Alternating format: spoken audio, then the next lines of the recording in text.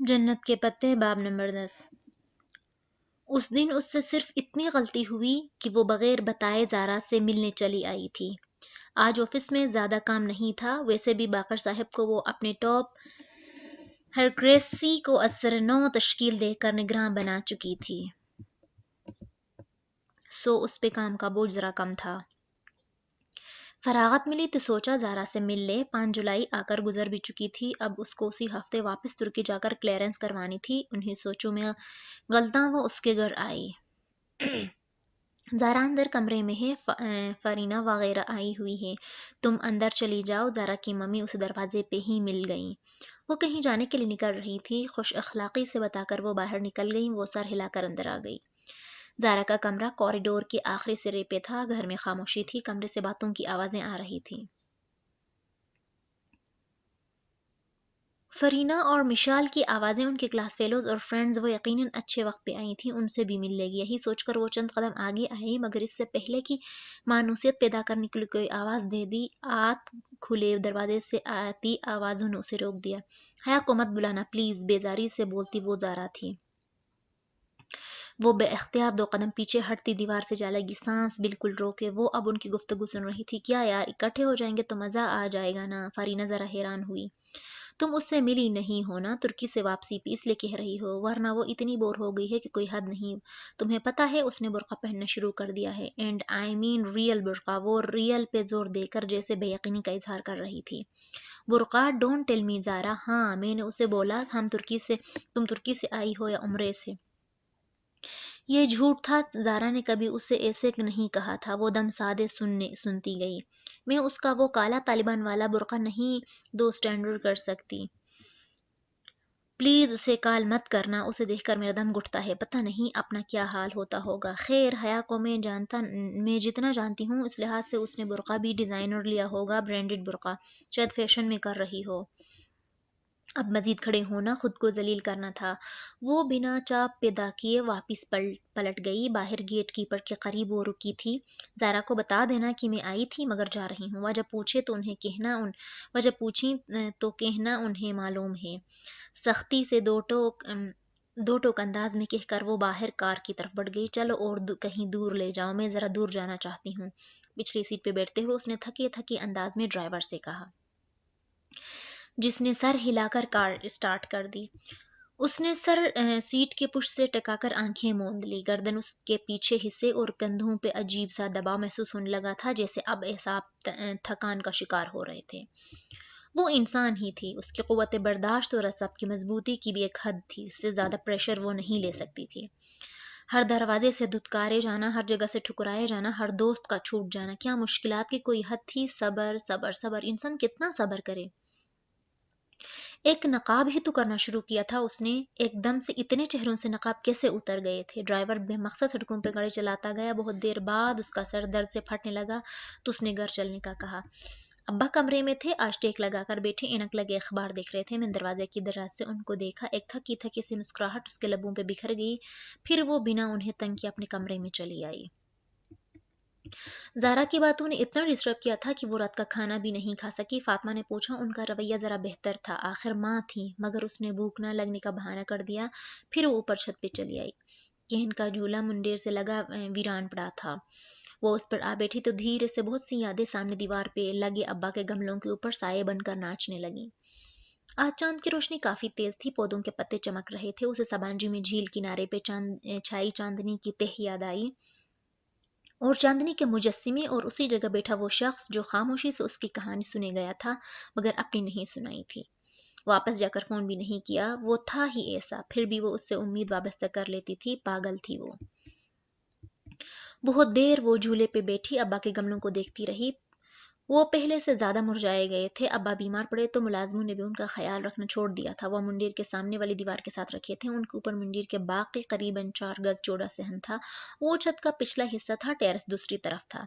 वो अब टेरेस पे नहीं बैठती थी कि वहां बेपर्दगी होती थी, सामने घरों में नजर आता था। अल्लाह अल्लाह, फिर पर्दा। उसने बदली से सर झटका। नहीं, वो अपने पर्दे से तंग नहीं पड़ रही थी, मगर फिर वो बेजारी क्यों महसूस कर रही है? अपनी सोचों से उकताकर वो एकदम खड़ी हुई और अंदर जाने के लिए दरवाजे की तरफ बढ़ी, मगर फिर रुक गई। गमलों और मुंडेर के दरमियान कुछ था, कुछ चमका था। कौन वो जरा चौकन्नी होकर पीछे हुई। कोई है? वहां हर तरफ सन्नाटा था, खामोशी, अंधेरा, कुछ भी नहीं था। फिर शायद उसका वहम हो। उसने सर झटककर फिर से कदम अंदर की जानिब बढ़ाने चाहे, मगर लम्हे भर को फिर से कुछ चमका। कौन? कौन है वो? बिल्कुल साकत खड़ी, पलकें सकेड़ी उसी जगह को देखे गई। उसे डर नहीं लग रहा था, वो बिल्कुल भी खौफजदा नहीं है। उसने खुद को बताने की कोशिश की, मगर फितरत खौफ ने उसे छुआ था। फिर भी वो कुछ सोचकर आगे बढ़ी। गमलों की कतार के साथ चलती वो आखिरी गमले तक पहुंची, जिसमें लगा मिनी प्लांट डंडी की मदद से करीबन 6 फुट ऊंचा खड़ा था। वहां कुछ भी नहीं था, मगर कुछ था। किसी एहसास के तहत वो जरा सी आगे हुई और फिर एकदम रुक गई। खुदाया! वो जैसे करंट खाकर 2 कदम पीछे हटी और फिर बेयकीनी से फटी फटी निगाहों से गर्दन ऊंची करके देखा।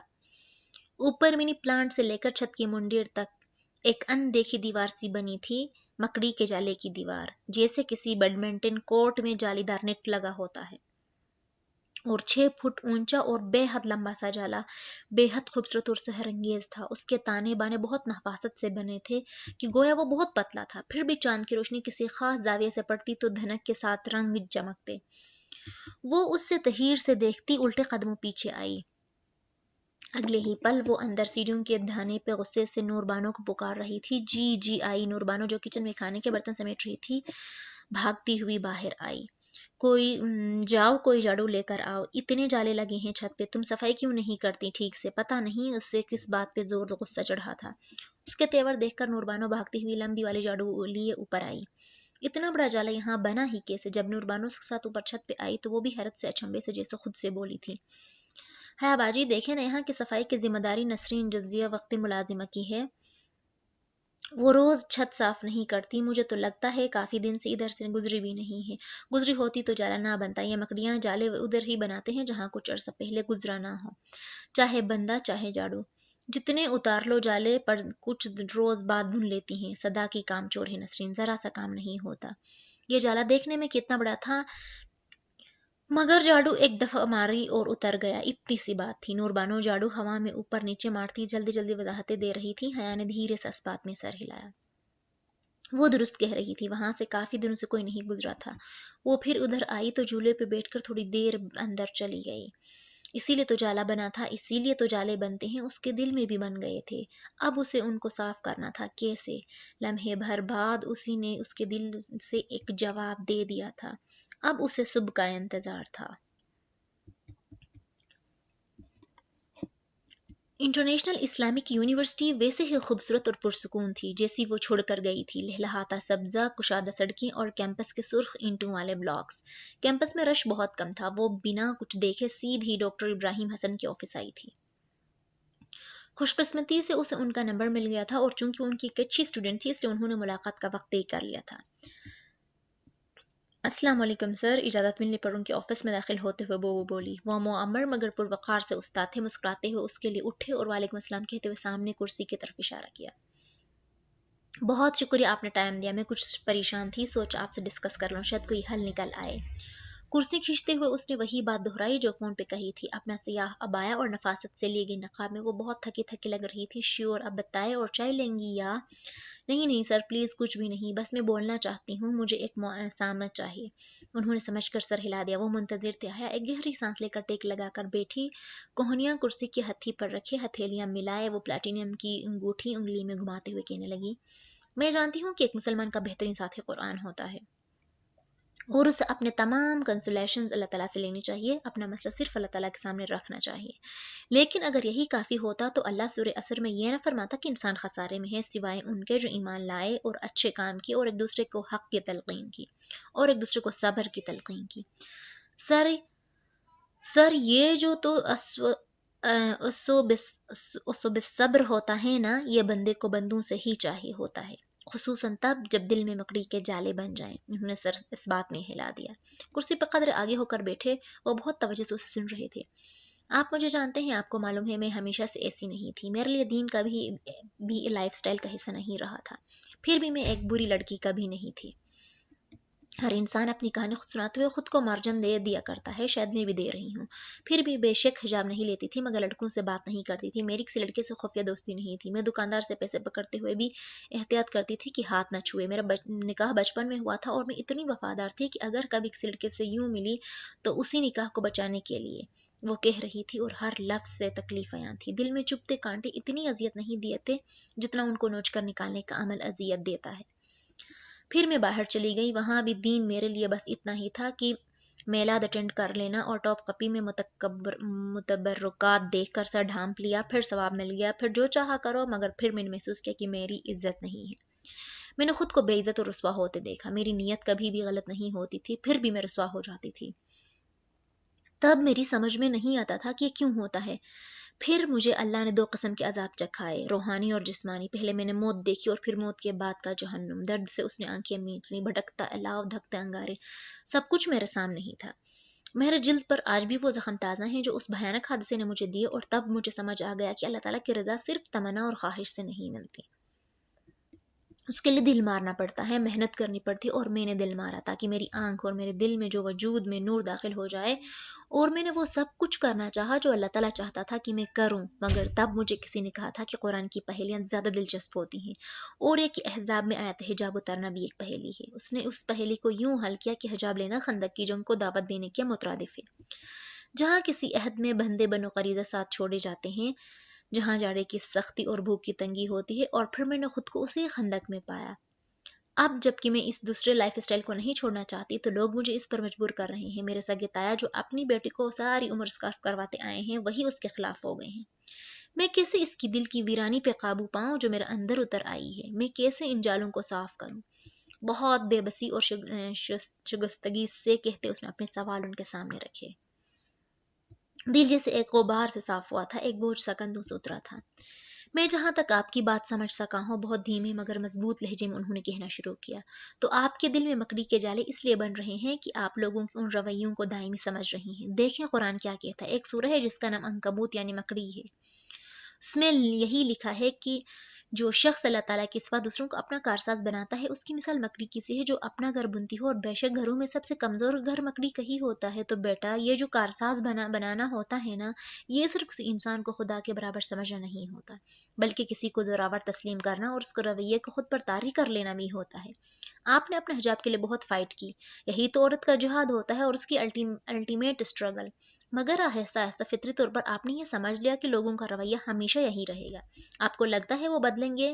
नहीं, उसने नफी में सर हिलाया। मेरे ताया कभी अपनी शिकस्त तस्लीम नहीं करेंगे, आप उनको नहीं जानते। आपके ताया का मसला पता है क्या है हया? बहुत से लोगों की तरह उन्होंने भी अपनी बेटी को स्कार्फ अल्लाह की रजा के लिए करवाया होगा। उन्होंने हिजाब के लिए स्टैंड लिया होगा जैसे आप ले रही हैं, और हिजाब के लिए हर स्टैंड लेने वाले को आजमाया जाता है। आपको तंज उतारने के निश्तरों से आजमाया गया, क्योंकि यही आपकी कमजोरी है। आप किसी की टेढ़ी बात ज्यादा बर्दाश्त नहीं कर सकती, और आपके ताया को तारीफ, सताइश और वाह से आजमाया गया। उन्होंने अपनी बेटी की बहुत अच्छी तरबियत की है, ये बात उन लोगों ने कही होगी, और यूं उनका ये काम जो अल्लाह की रजा के लिए शुरू हुआ था, उसमें तकब्बुर और खुद पसंदी शामिल हो गई। वो बिल्कुल यकटुक उनको देखे जा रही थी। उसने कभी इस नहज पर सोचा भी नहीं था। अब इसे खुद पसंदी में वो इतने रासिख हो गए कि अपनी हर बात उनको दुरुस्त लगती है। यहाँ हर शख्स ने अपना दीन बना रखा है उसूलों का, एक सेट स्टैंडर्डाइज्ड जिससे आगे पीछे होने को वो तैयार नहीं। आपके ताया का भी अपना दीन है जो इस तक अमल करे। मसलन सिर्फ स्कार्फ ले, उसको वो सराहेंगे। मगर जो इससे आगे बढ़े, शरी हिजाब वगैरह शुरू करे, मसलन उनके बेटे या दामाद से पर्दा करने लगे, उनसे उनके दीन से आगे निकलने की कोशिश की, नतीजतन वो उनके ताब का शिकार हुआ। उसने धीरे से इस बात में सर हिलाया। वो जो उसे लगता था कि ताया उनके मुखालिफ में दीन के दुश्मन हो गए हैं, तो वो गलत थी। वो ये सब दीन और सही काम समझ कर ही तो कर रहे थे। मगर अब उस सब का अंजाम क्या होगा? वो सब किधर ख़त्म होगा? अना और अपनी नेकी पे तकब्बुर की ये जंग क्या बनेगा उसका? उसकी बात पे वो धीरे से मुस्कुराए। हया, अभी आपने हिजाब की पहेली की बात की, उसे आपने हिजाब से तशबीह दी। मैंने नहीं, मेरी दोस्त ने। उसने फौरन तसीस की। दोस्त? आपकी दोस्त ने यह कहा, खंदक बनो गरीजा भूको जड़ा, सबकी हिजाब से तशबीह दी जा सकती है, मगर फिर भी आप एक आखिरी चीज मिस कर गई हैं। क्या? वो चौंकी। क्या आयशा कुछ मिस कर गई थी? आपने हिजाब की पहेली अभी मुकम्मल हल नहीं की। आप बस एक चीज नहीं देख रही हैं जो इस पहेली की असल है, इसकी बुनियाद है। एक चीज जो आप भूल गई हैं। क्या सर? वो आगे होकर बैठी। اگر وہ میں آپ کو بتاؤں یا سمجھاؤں تو آپ کو اس کا اتنا فائدہ نہیں ہوگا جتنے آپ کو خود سوچنے سے ہوگا. قرآن کی پہلیاں خود حل کرنی پڑتی ہیں. خود سوچیں، خود ڈھونڈیں، آپ کو اپنے مسئلے کا سیدھا سیدھا حل نظر آئے گا. اس نے مسکرا کر سر اس بات میں ہلایا. اب اسے پہلیے بوجھنا اچھا لگتا تھا. ٹھیک، میں خود سوچوں گی. مگر سر، لوگ مجھے دقیانوسی کہتے ہیں تو میرا دل دکھتا ہے. میں اپنے دل کا کیا کروں؟ وہ ایک ایک کر کے دل میں چبھے سارے کانٹے باہر نکال رہی تھی. اذیت ہی اذیت تھی. دقیانوسی کو کیا ہوتا ہے حیا؟ اس نے جواب دینے کے لیے لب کھولے. وہ کہنا چاہتی تھی کہ پرانا بیکورڈ پینڈو، مگر رک گئی. اہل علم کے سوالات کا جواب کسی اور طریقے سے دینا چاہیے. آپ بتائیں سر، کیا ہوتا ہے؟ ڈاکٹر حسن ذرا سے مسکرائے. اصحاب کہف کا قصہ تو سنا ہوگا آپ نے، جس بادشاہ کے ظلم و جبر سے اور اللہ تعالیٰ کی فرمان برداری سے روکے جانے پہ انہوں نے اپنا گھر چھوڑ کر غار میں پناہ لی تھی. اس بادشاہ کا نام دقیانوس تھا، کنگ ڈیسیس. دقیانوس کا طریقہ اللہ تعالیٰ کی فرمان برداری سے روکنا تھا. سو اللہ تعالیٰ کی اطاعت کی کوئی بھی چیز دقیانوسی کیسے ہو سکتی ہے؟ وہ لمحے بھر کو بالکل چپ رہ گئی. میں تو یہ سمجھ جاؤں، مگر ان کو کیسے سمجھاؤں؟ میں نے اپنی ماں سے 1 گھنٹہ بحث کی مگر وہ نہیں سمجھی. آپ کی عمر کتنی ہوگی؟ 23 سال کی ہونے والی ہوں. اس نے بنا حیران ہوئے تحمل سے بتایا. آپ کو 12-13 برس کی عمر سے اسکارف لینا چاہیے تھا، مگر آپ نے 22-23 برس کی عمر میں لیا. جو بات 10 سال، ایک دوست کی موت اور ایک بھیانک حادثے کے بعد آپ کی سمجھ میں آئی، آپ دوسروں سے کیسے توقع کر سکتے ہیں کہ وہ 1 گھنٹے کی بحث میں اسے سمجھ لیں گی؟ وہ بہت نرمی سے اس سے پوچھ رہے تھے. تو کیا ان کو بھی میرا موقف سمجھنے میں 10 سال لگیں گے؟ اس سے زیادہ بھی لگ سکتا ہے اور کم بھی، مگر آپ انہیں ان کا وقت تو دیں. کچھ چیزیں وقت لیتی ہیں حیا، مگر انسان کتنا صبر کرے سر؟ کب تک صبر کرے؟ وہ اضطراب سے ٹوٹے ہوئے لہجے میں بولی. جب زخم پہ تازہ تازہ دوا کا قطرہ گرتا ہے تو ایسی ہی جلن اور تکلیف ہوتی ہے میرے بچے. صبر کی ایک شرط ہوتی ہے. یہ صرف اسی مصیبت پہ کہا جاتا ہے جس سے نکلنے کا راستہ موجود نہ ہو. جہاں آپ اپنے دین کے لیے لڑ سکتی ہوں وہاں لڑیں، وہاں خاموش نہ رہیں. آپ ساتھ حجاب میں اللہ نے کیا وعدہ کیا ہے؟ یہی کہ آپ چادر اپنے اوپر لٹکائیں تاکہ آپ پہچان لی جائیں. یہ جو پہچان لی جائیں ہیں نا، عربی میں عرف کہتے ہیں. اس کا مطلب تاکہ آپ عزت سے جانی جائیں بھی ہوتا ہے. آپ اپنا وعدہ نبھا رہی ہیں تو اللہ تعالیٰ سے کیا توقع کرتی ہیں؟ وہ آپ کو عزت دینے اور اذیت سے بچانے کا وعدہ نہیں نبھائے گا کیا؟ مرہم لگنے کے باوجود زخم درد کر رہے تھے. اس کے گلے میں آنسوں کا ایک گھولا سا بنا تھا. مگر کب سر، کب میں تبدیلی دیکھوں گی؟ اس کی آواز میں نمی تھی. مزدور کو اجرت مزدوری شروع کرتے ہی نہیں ملتی حیا، بلکہ جب مطلوبہ کام لے لیا جاتا ہے تب ملتی ہے. شام ڈھلے مگر کام ختم ہوتے ہی مل جاتی ہے، اس کے پسینے کے خشک ہونے کا انتظار کیے بغیر. ابھی آپ نے کہا کہ اللہ تعالیٰ کی رضا صرف تمنا اور خواہش سے نہیں مل جاتی، اس کے لیے محنت کرنی پڑتی ہے. اللہ تعالیٰ کے راستے میں تھکنا پڑتا ہے، پھر ہی اجرت ملتی ہے. فون کی گھنٹی بجی تو وہ رکے اور ریسیور اٹھایا. چند ثانیے کو وہ عربی میں بات کر رہے تھے، پھر ریسیور رکھ کر اٹھے. میں تھوڑی دیر میں آتا ہوں، تب تک آپ بیٹھیں. سوری، میں آپ کو زیادہ کچھ آفر نہیں کر سکتا سوائے اس کے. انہوں نے سائڈ ٹیبل پہ رکھا شیشے کا جار اس کے سامنے میز پہ رکھا جو گلابی رپر والی کینڈیز سے بھرا تھا. It's okay sir. وہ خفیف سی ہو گئی. 2 ہفتے قبل ہم ترکی گئے تھے. یونیورسٹی آف استنبول میں ایک کانفرنس تھی اس سلسلے میں. یہ میں کپادوکیا سے لایا تھا. آپ کو ترکی پسند ہے سو یہ بھی اچھی لگے گی. میں ابھی آتا ہوں. وہ مسکرا کر بتاتے ہوئے چند کتب اٹھائے جن میں سرفہرست ہولی بائبل تھی، باہر نکل گئے. اس نے بھی کی آنکھیں رگڑی اور پھر مسکرا کر جار کھولا. ہاتھ اندر ڈال کر وہ کینڈیز نکالی. گلابی ریپر اتار کر اس نے کینڈی منہ میں رکھی، پھر ریپر کو الٹ پلٹ کر دیکھا. اس پہ کوئی عجیب و غریب سا غار بنا تھا. جو بھی تھا، اس نے دوسری کینڈی اور ریپر پرس میں ڈال دیا. ترکی سے متعلقہ ہر چیز اسے بہت پیاری تھی. کینڈی کو اپنے منہ میں محسوس کرتے اس نے گردن موڑ کر بند دروازے کو دیکھا جہاں سے ابھی سر گئے تھے. کچھ لوگ صرف دین کی وجہ سے آپ کے کتنے قریب آ جاتے ہیں نا.